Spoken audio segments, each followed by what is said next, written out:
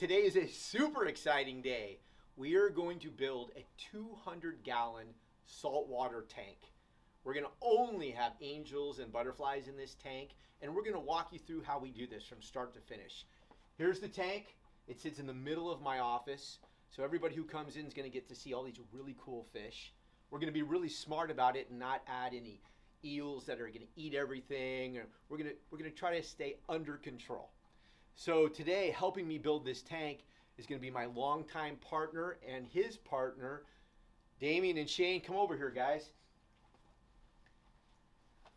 Damien and I, we've been together for how long now? Probably 12 years. 12 years. So we've got 2 reef tanks that look amazing, and we'll show everybody that later on. Yeah. But today is super exciting because you're going to keep me under control. I'm going to try. That's right. That's right. Which is not easy to do. No, we're only going to put angels and we're going to put butterflies in this tank, and it's just going to be beautiful. Yep. So we're going to walk through what it takes to build a tank. So first of all, this is a glass tank, right? Yep. We built a custom base for it to fit right in between the walls. Super exciting because anybody who walks through our front door gets to see this amazing tank. And from this point, let's just walk around and see what you're going to put in the tank. Okay, sounds good. Shane, what do we got here?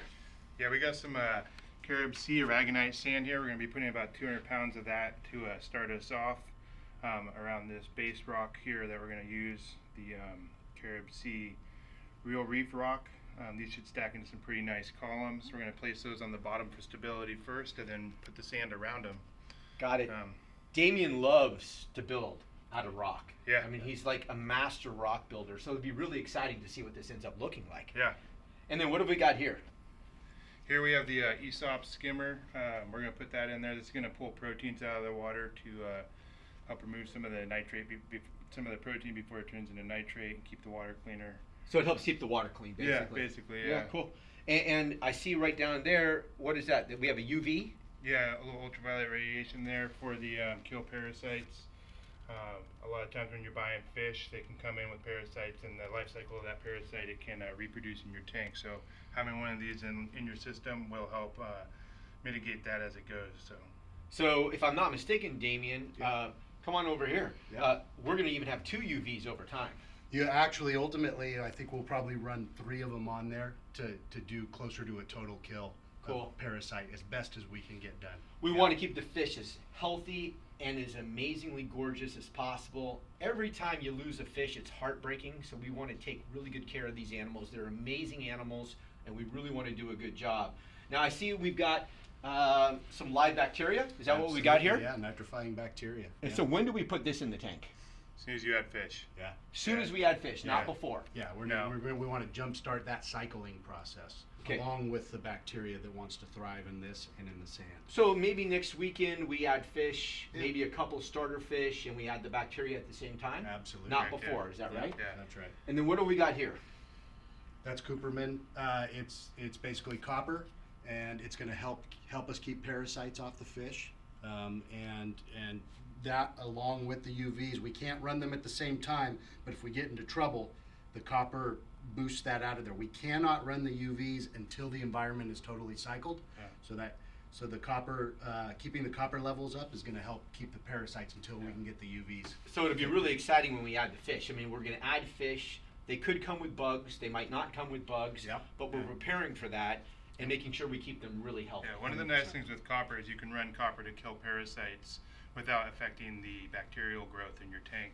And then later, because copper on a regular basis can actually affect the fish, its liver and stuff, it's very hard on them, so then you would move over to the UVs, allowing the fish to not, to keep the environment clean without having to redose. So one of the problems that we have is I'm very impulsive. I'll go to the fish store, which we'll go see in one of our episodes here, and I'll see a really cool fish and I'll just grab it. Yeah. And we don't have a quarantine tank. This is actually going to be a quarantine tank to start with, which is really cool. Sure. So you guys are going to make sure that I don't do that. I don't just randomly go add fish once we get the tank set up and the copper out. Once the copper's out, we really don't want to add any more fish. Right. All right, Damien. Looks like you're making water. Explain the process to us. I'm assuming this water is going into our fish tank. Yes. What's going on here? We've already started mixing. There's the salt mix into the water.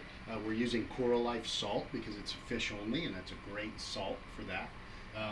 It's we're going to run the salinity about 1.023. 1.023 on the salinity, right? And then you test it as you're going along. Absolutely. We use a hydrometer to do the specific gravity, and it's pretty much as simple as that. One of the cool things is that hydrometer works really well, and it's very inexpensive. Absolutely. That's right. Yeah. Now, are you putting anything in the waters dechlorinated?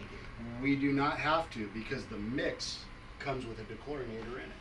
That's really cool. That makes life easy. It's awesome. What else does the mix come with? Does it come with calcium? Anything else into it? Yeah, it can of course it boosts. It'll keep pH at a certain level. It'll also deal with magnesium to a point. I mean, other than that, it does boost calcium. Anything else that, like, say you're doing a reef, you've got to start to use additives to get anything else out of it. But this one's pretty cool just for fish. Absolutely. All right. That's right. All right. We're good. All right, Damien, tell me what's going on underneath this tank. It looks pretty cool. Yep. What we have here is we have an Sump to hold. It's our filtration unit. There'll be a filter sock that goes right under here where the water runs from the tank down into the filter. We have it's a great place to hold some of our equipment, our protein skimming, our UV clarification, our heaters, and then we're going to put some media in there that will trap organics and waste for us so that we can clean it on the regular. Nice. It's really cool. So it's really important that the sub portion of this tank is really set up correctly. Yeah. It's really important for the life cycle of the tank. Now, did you build this plastic container, or did we buy it? Oh no, this is a pre-bought filter from Aesop's. You can do that, but there's many great filters out there to use. Cool. So a normal person building a tank, no matter what size, they need one of these. Absolutely. If it's going to be a saltwater tank. Absolutely. Now, what do we got going up here? I see that we've got 3 lights. Tell us about the lights. Yeah, these are Kessel lights. There's a couple of Kessel 360s and a 150. They can be used. They're adjustable, and they can be used for reef environments. But we're not going to need to go crazy with these today or any other time, so long as you are keeping it a fish only. Well, we'll see how that goes, right? Absolutely. We'll see how that goes. You know, if we see a really cool eel, you got to stop me. I don't want my fish getting eaten. Now, we did have that problem before. We did have that We problem. bought a really cool dragon eel, and he Yeah. was wonderful. Very and all of a massive. sudden, yeah, he got bigger and bigger as our fish disappeared. Absolutely. Yeah, Yep. that was a little crazy. It was a thing. All right, so, and then I see we've got some kind of water movement system over here. What's that Yeah, about? those are circulation pumps, and basically it helps us to oxygenate the environment, break up the surface of the water so that you get better oxygenation and great germination for nitrifying bacteria. Also, it stirs the stuff up and in the environment, so it'll go over the filter and go back, go over the overflow and back into the filter. Yeah, basically picking up the fish poop and Yep. putting it back into the sup where it can be cleaned out with the sock, Absolutely. the UV, and the skimmer. Absolutely. The other nice thing about it is if you have extra circulation pumps, if your main pump happens to go out and all this stuff stops, you've got movement of water that gives you a little more time with the fish. Super exciting. Yeah. Okay, at this point, you guys are going to start loading up the tank. Yeah. Now, I'm assuming, though, you've also started making water to put in the tank. Yes, sir. Yeah. Okay, we'll show everybody that. But we make water right here from the office on the tap. It just makes it easier. And we do a water change once a week in all our tanks. Absolutely. It really promotes growth and health in the tanks. That part is really important. All right, let's get started. Sounds Woo! good. Let's do Yeah. this.